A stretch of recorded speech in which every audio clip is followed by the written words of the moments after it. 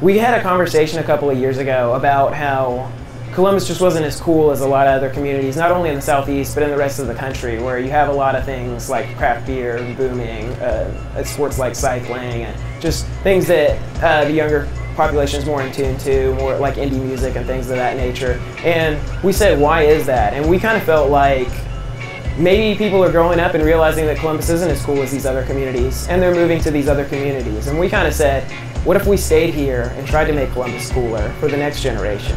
And we were both passionate about beer, and then one thing led to another, and here we are.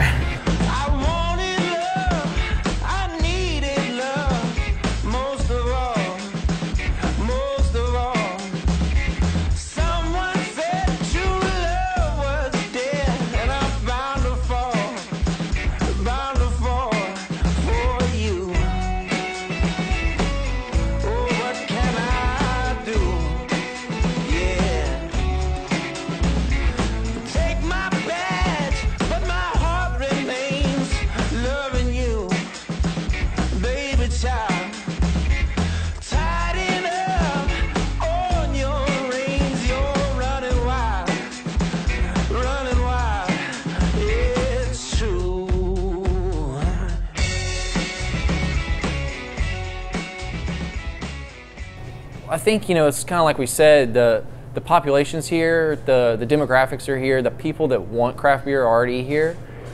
It just wasn't, there was no outlet for them. So I think, based on, we've only been open for 3 months, but based on what we've seen so far, I think Columbus has really responded. We get guys we'd expect to come in, we get, families that come in and get growlers, and you got mom and dad each have their own growler. Kids got a root beer growler. It's crazy. It's really cool. And I think the fact that you see the personal touch in the store and from us, it keeps people coming back. A growler is a 32 or 64 ounce glass container that we fill with draft beer. The process of filling a growler is pretty simple. The way that it's different from just filling a beer off a tap handle at a bar is we hook up a line up to it and we bottom fill it. And that does one of two things. It keeps the head down when we're pouring the beer because it's not falling 12 inches, and it also forces the oxygen up out of the growler. So the second we fill it, we actually overflow it and let the head of the beer cascade out. And we put the cap on it and there's no oxygen left in there. So it'll have a shelf life of approximately 7 days, and it'll keep your draft beer fresh. Well, we've got 16 taps on our growler wall. There's a couple constants. One's going to be there's always going to be a craft soda that's non-alcoholic and caffeine-free.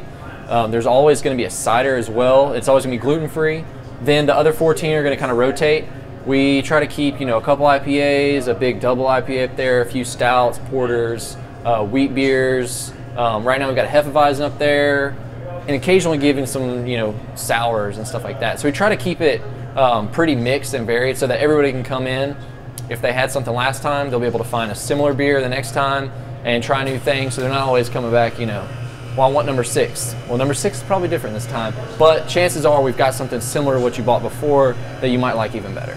Columbus is a growing marketplace for craft beer because the entire nation is a growing marketplace for craft beer. Over the past 3 years, we've seen an average of 14% year-over-year growth in the industry, and as a lot of people in this community know, Columbus tends to be a little bit behind the rest of the country as far as trends go. And that means in the beer world that more people are drinking domestics and less people are drinking craft beer. And there's only room to grow because